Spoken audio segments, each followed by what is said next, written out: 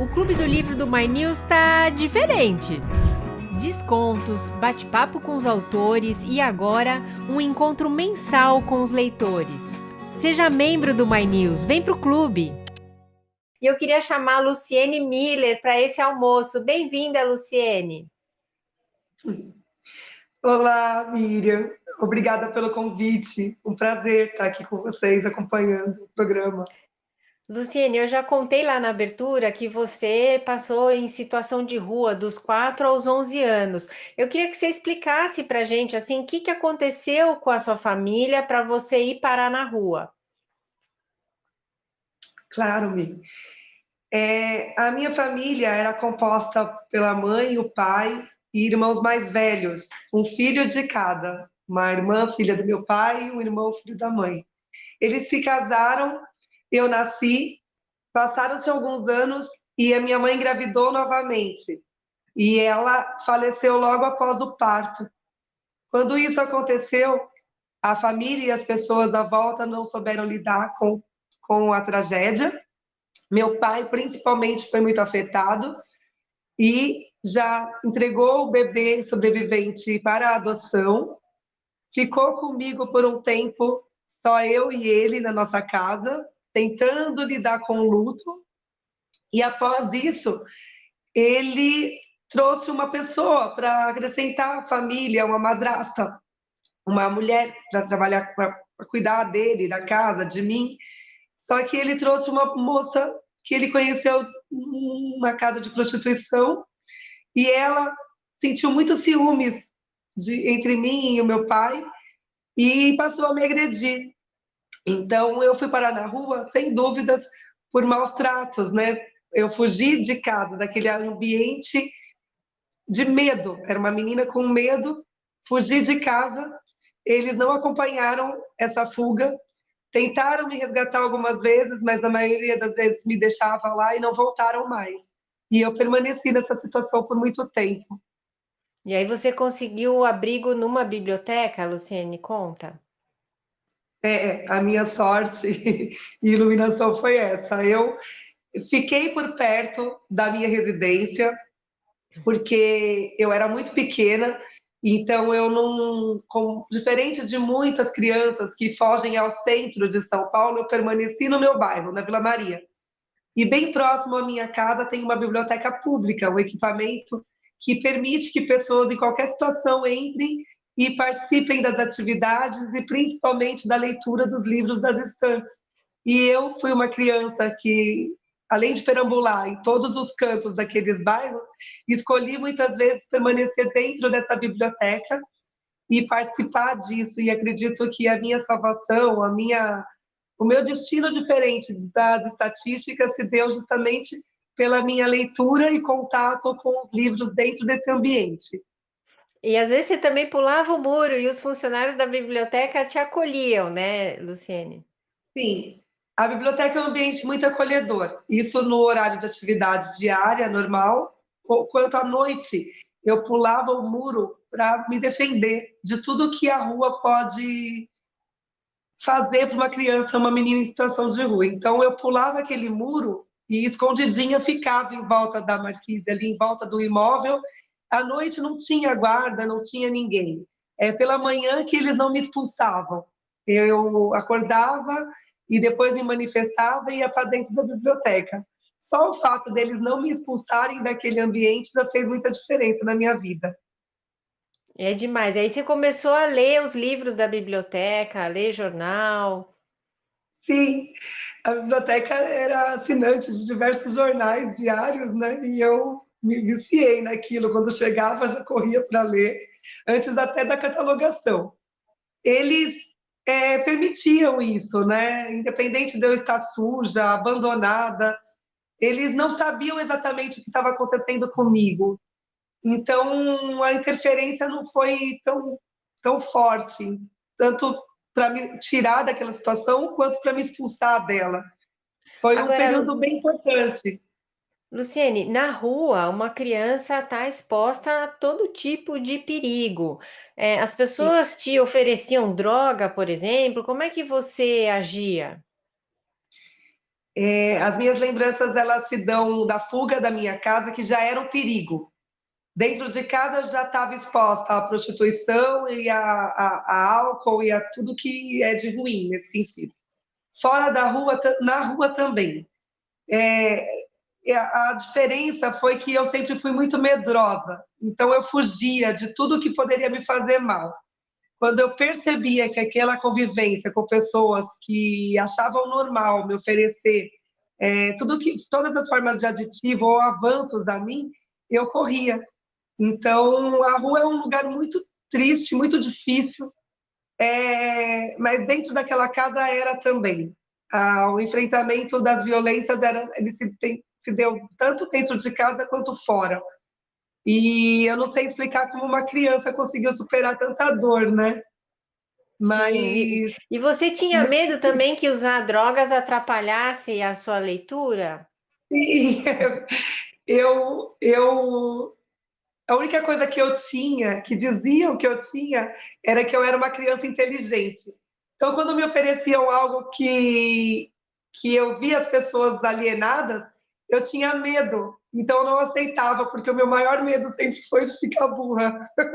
Eu não tinha ninguém, não tinha família, não tinha ninguém preocupado comigo, mas eu sabia que se eu ficasse dependente de algo, eu perderia a minha único trunfo, que era ser uma criança que julgavam diferente, que acreditavam que era diferente por dominar a leitura, né?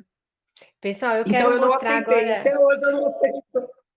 Tá certo? Tenho Que medo até bom. hoje de ficar burro. Que, que bom, Luciene. Ó, eu quero mostrar a capa do seu livro, que é O Colo Invisível. A Luciene contou, conta essa história, né, Luciene? E eu queria que você explicasse o título do seu livro. Sim, o Meu Colo Invisível é um capítulo do meio do livro com esse título. Antes ele chamaria Criança Sem Mãe Não Dorme Cedo, porque eu acredito que a mãe que nina alguém, que coloca no bercinho, que tem horário, faz muita diferença, né? Eu não tive isso. Eu tive uma madrasta que me expunha a coisas terríveis e depois eu tinha uma rua onde eu tinha que estar acordada à noite e dormir de dia por causa do medo. Aí depois, com o tempo, eu escrevi o Colo Invisível, que, que fala um pouco da biblioteca e um pouco do luto que eu demorei a sentir por falta da minha mãe. Mas é uma forma de busca por colos e de importância deles. Eu tenho uma falta muito grande do colo da minha mãe, mas eu não a conheci. Então, o colo mais importante que eu sinto falta ainda é o do meu pai, daquele homem que, na transição entre a dor e a loucura, ainda cuidou de mim por um tempo. E depois deu a responsabilidade desse cuidado para uma pessoa que não soube fazer isso e foi muito violenta. Então, o colo invisível, ele fala dos colos que nós temos, dos colos que somos, inclusive, e principalmente do nosso próprio colo.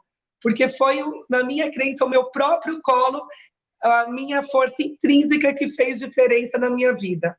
A partir do momento que eu percebi que eu estava sozinha e que eu mesma tinha que fazer diferença, quando eu vi que minha mãe estava morta e que para os outros eu também estava, porque eu não entendia, eu demorei a entender a morte, o luto e a importância de uma família na vida de uma criança.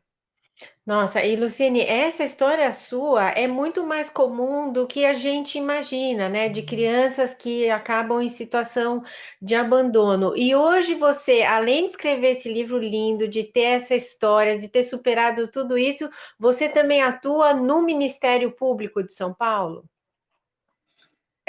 Eu ultimamente tenho trabalhado junto ao Ministério Público de São Paulo no enfrentamento às violências, né? Junto à doutora Renata Rivit, ao Instituto Alana e tantas outras pessoas de uma rede linda que trabalha em prol da proteção e da escuta das crianças que passam ou são testemunhas, né, para impedir a revitimização disso tudo. O enfrentamento às múltiplas violências, a violência psicológica, a violência física e principalmente a violência sexual. Eu tenho trabalhado nos últimos tempos, como agradecimento. O meu livro ele tem um prefácio escrito por uma promotora pública que me conheceu há algum tempo quando eu estudei Direito, e depois eu entrei em contato com o Ministério com a intenção de contribuir e de participar, e deu muito certo esse casamento. Eu tenho muito a agradecer aos promotores e todos os envolvidos nessa rede que trabalham e mostram diariamente, eles trabalham com a função de atuar em prol dos direitos e garantias das crianças e adolescentes. Eu, na minha época, não tive abordagem de conselho tutelar, não tive o Estado participando, só tive uma polícia opressora por perto, onde não me via como criança. Então, hoje em dia, eu acredito que uma rede composta por pessoas, desde psicólogos, educadores, promotores, atores do direito e todas as pessoas da sociedade que têm a intenção de saber que uma criança precisa de cuidados e não é passível de aceitar mais, chega de violência. A gente não pode mais aceitar uma violência histórica, Miriam. O nosso país, ele é violento e isso vira um ciclo e começa dentro de casa. As pessoas tendem a não falar a respeito, as famílias não discutem o tema, aceitam, desde uma forma de se comunicar de forma doente, a lidar com abusos e exploração de crianças e adolescentes. Não dá mais. Então, Precisa falar disso.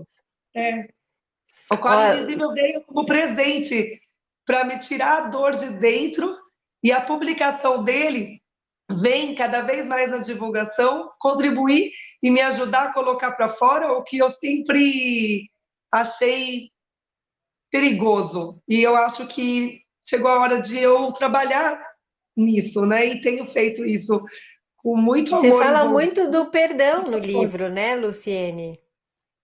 Sim, eu acho que as pessoas que cometeram os diversos tipos de violência comigo foram pessoas agredidas também. Pessoas que também precisavam de ajuda. Uma criança órfã, de repente, como aconteceu comigo, né? Minha mãe morreu quando ninguém imaginava que aconteceria. Ela não estava doente, ela morreu. E aí todo mundo ficou abalado. Eu não fui a única.